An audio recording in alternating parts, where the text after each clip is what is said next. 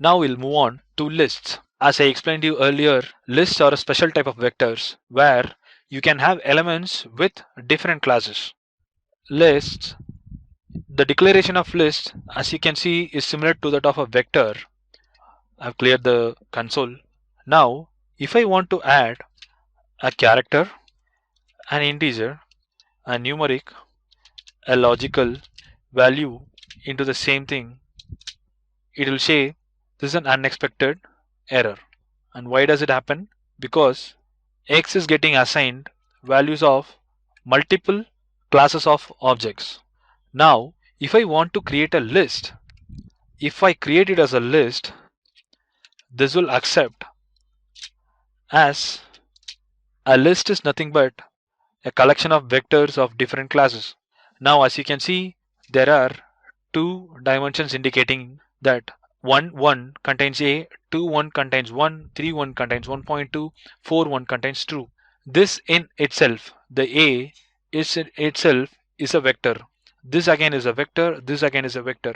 Whereas the list is a collection of vectors in it. Next we'll move on to factors. Now factors are used to represent categorical data. If you have worked in market research, if you want to identify demographics, factors can be used. If you want to classify the human beings, they are mostly classified into males and females by gender, and this is what you call as a categorical data. It can be either unordered or ordered, and it can be thought of as an integer vector where each integer has a label. And there are special modeling functions like LM and GLM in R for treating these factors. So what makes like factors different is that they have labels which are self-describing for the factors itself. Let's say if you want to describe males by 1 and females by 2, there might be some sort of confusion in the data which can be expected in the future. But when you declare the variable as male or female, it is more self-describing than anything else. So whenever creating a factors, so if you want to create an age group factor, you should have values like 15 to 20 years, 21 to 25 years, 35 to 30 years, 35 to 45 years, like that. So it will be self-describing in its nature.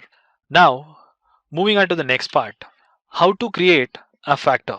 Now, here I want to define a factor which will have values only yes or no. These are categorical. The question may be anything, but the answer is either yes or no. Now there are 5 values in the vector which are character vectors and when you create this factor, let's say X contains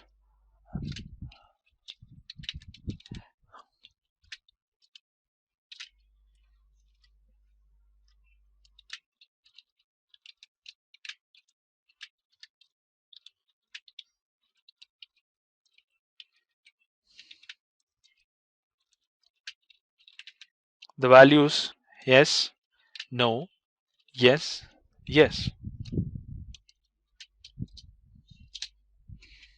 Now X is a factor which contains the values yes, no and yes, yes. There are only 2 levels possible in this. One is yes and one is no. If I wanted to create a factor which contains whether they are male or female, then the levels will be male, female.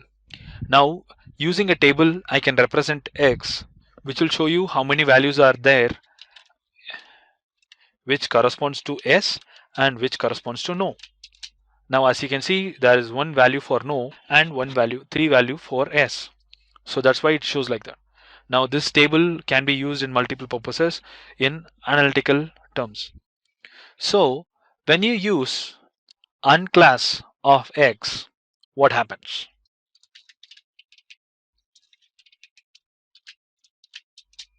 Now as you can see, a factor's values are categorized into integers. For example, yes is categorized as 2 and no is categorized as 1. So the attribute levels will be no, no and yes, and no is indicated by 1 and yes is indicated by 2. We have unclassed the factor by removing the variables yes and no and converted them to integers, which will also have its uses when you are going for data manipulations. Moving on to the next part, we can set the order of the levels. For example, in the previous example that we saw, no was declared as 1 and yes was declared as 2. Now, if you want to determine, if you want to set the order of the levels, you can set using the levels argument. This might be important in linear modeling because the first level is used as the baseline level. For example, while creating the x factor, you can define the levels by putting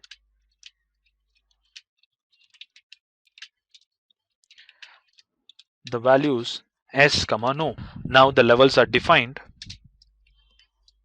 as yes no. As you can see earlier, the levels were no comma yes and now it is yes comma no. Moving on to the next one.